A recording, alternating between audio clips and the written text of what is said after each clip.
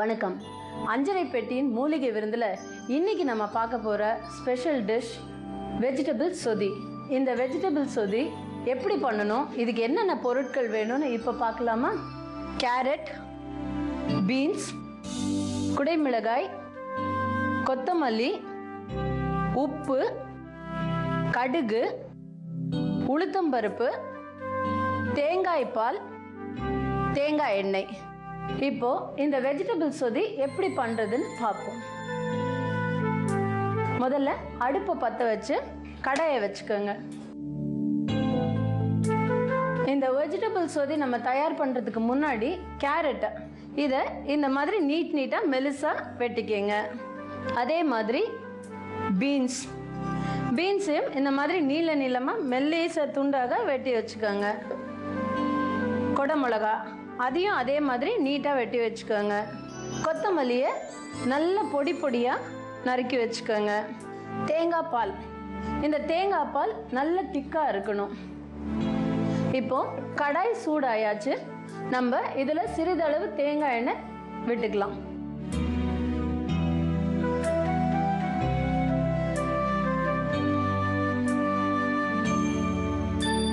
இந்த தேங்காய் எண்ணெய் நல்லா சுட்டதுக்கு அப்புறமா இதில் கொஞ்சம் கடுகு தாளிச்சுக்கோங்க.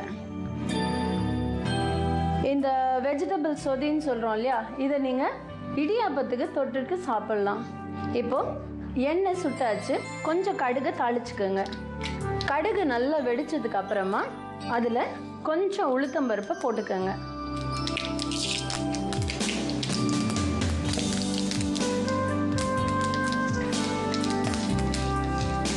இந்த உளுத்தம்பருப்பு ஒரு பொன்னிறமாக வரணும்.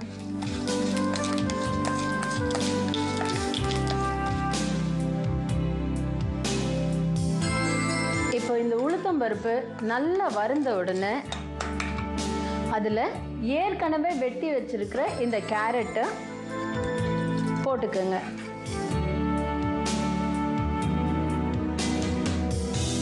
கேரட்டை ஒரு 2 செகண்ட் பெரட்டிட்டு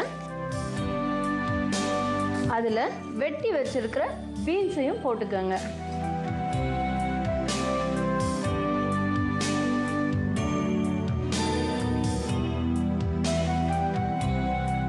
கேரட்டும் பீன்ஸும் கொஞ்சம் டைம் எடுக்கும் வேகிறதுக்கு, அதனால அது வேகிற வரைக்கும் விட்டுட்டு கொஞ்சம் உப்பை அதில் போட்டுக்கோங்க.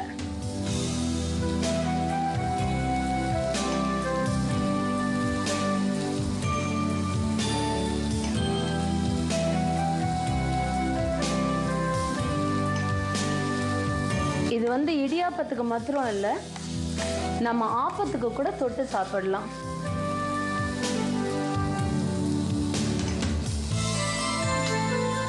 இப்போ இந்த கேரட்டும் பீன்ஸும் வெந்த உடனே குடமிளகாவை அதில் போட்டுக்கோங்க.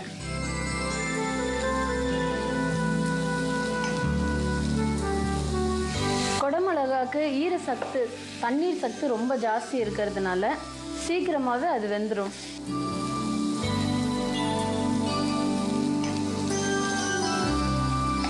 இது கொஞ்சம் வெந்த உடனே இதில் தேங்காய் பாலை சேர்த்துக்கோங்க.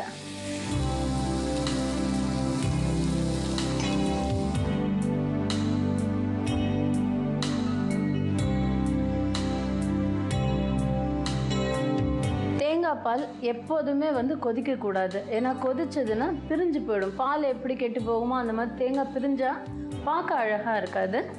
அதனால இளம் சூட்டில் அடுப்பை நீங்கள் சிம் பண்ணிவிட்டு அதுக்கப்புறமா நீங்கள் அதை சுட வைக்கலாம். இந்த காய்கறிகளும் தேங்காய் பாலும் நல்ல ஊறினதுக்கு அப்புறமா ஸ்டவ் ஆஃப் பண்ணிடுங்க.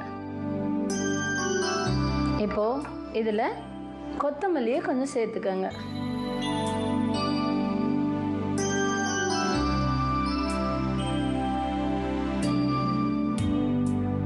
இப்போ வெஜிடபிள் சொதி ரெடி.